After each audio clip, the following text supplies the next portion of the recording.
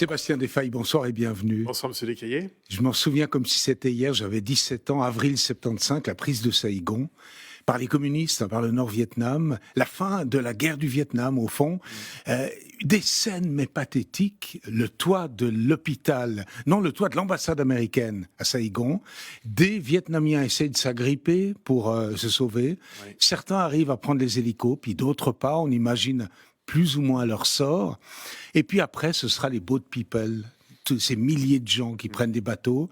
Il existe en Suisse depuis 30 ans un comité qui s'appelle le COSUNAM, que vous présidez depuis quelques mois. Qu'est-ce que c'est le COSUNAM ? Le COSUNAM, c'est le comité Suisse-Vietnam qui a été fondé par Thierry Opicoffer, lui Nguyen, Kai Nguyen, Paul Kaiser, dont Roland Vavre était le président jusqu'à son décès. Et Roland Vavre qui nous a quittés il y a quelques mois. Député PLR.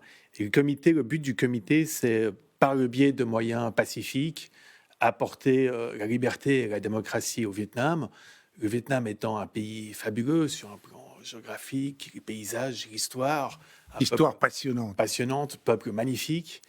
Mais malheureusement, c'est l'image qui est donnée. Mais le régime lui-même vietnamien est terrible. C'est un régime stalinien. C'est un des tout derniers du monde avec la Corée du Nord. La Corée du Nord, bien sûr. Est-ce que le régime vietnamien, depuis la prise de Saïgon en 75, donc au fond la fin de la guerre, les Américains s'étaient déjà désengagés sous Nixon, là on est sous Ford, vice-président de Nixon.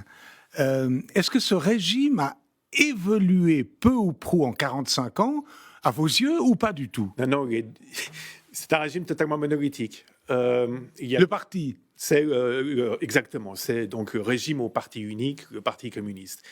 Et j'ai assisté à l'ONU à une session des droits de l'homme dont le rapport portait sur le Vietnam, sur la politique au Vietnam et sur le respect des droits de l'homme, ou plutôt l'irrespect des droits de l'homme au Vietnam. C'était avec notamment Roland Vavre. Et les considérants et les conclusions de ce rapport étaient extrêmement dures avec le régime vietnamien, régime proto-stalinien, régime qui ne respecte pas une justice indépendante, qui connaît encore la peine de mort, qui incarcère les dissidents politiques. Aujourd'hui, on a d'après Amnesty International, encore aujourd'hui, près de 200 réfugiés politiques. Et vous avez évoqué les boat people.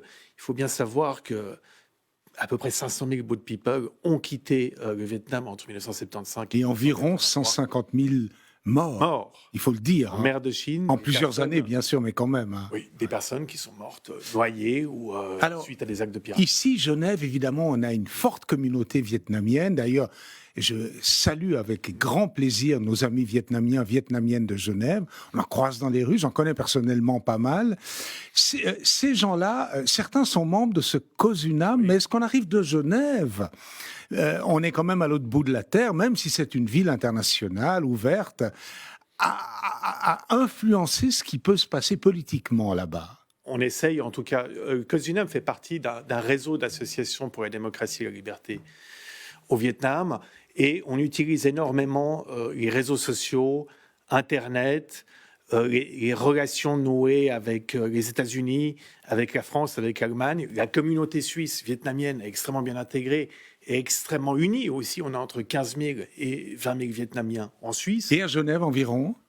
Je dirais... Quelques milliers quand même. Plusieurs milliers. Oui. C'est ça, oui.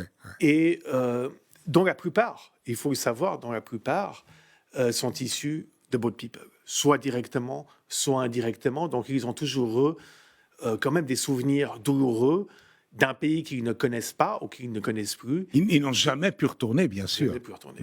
D'ailleurs, moi non plus, je ne peux malheureusement plus retourner au Vietnam. Mais c'est une sorte de paradis perdu que l'on a envie de retrouver. Et étonnamment, en 1990, l'année de la fondation du COSUNAM, il y avait un énorme optimisme par rapport à la chute de ce régime stalinien.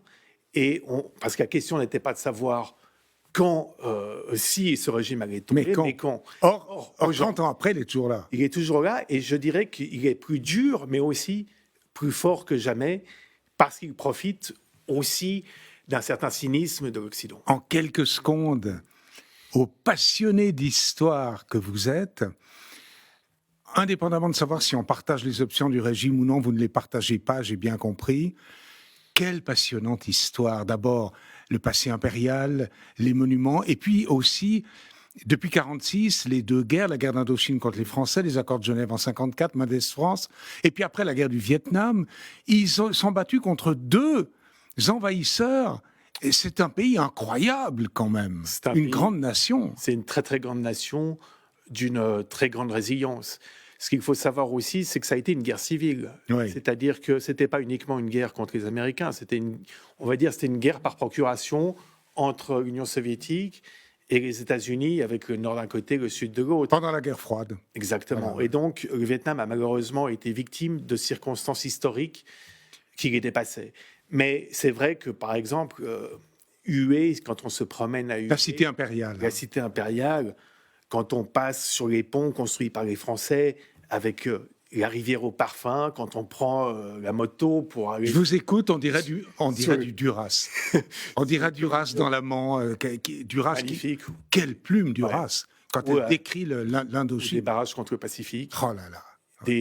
Justement, il y a un parfum vraiment de rêve et d'aventure dans ce pays. La dernière fois que j'étais au Vietnam, c'était en 2007 ou en 2008, et j'étais à l'hôtel Intercontinental à Saigon, moi je dirais toujours ça. Oui, qu'on appelle Ho Chi Minh Ville maintenant, évidemment. Et on sent justement toute cette atmosphère extraordinaire. Alors, merci beaucoup. On a voulu, avec cet exemple, marquer la Journée internationale des droits de l'homme. Hein. C'était important dans l'actualité. Encore une fois, nos amitiés profondes, du fond du cœur, à toutes les Vietnamiennes et Vietnamiens de Genève et d'ailleurs qui nous regardent. Vous restez avec nous. On parle d'autres choses, mais vous serez dans le débat politique dans une minute. À tout à l'heure. Merci beaucoup.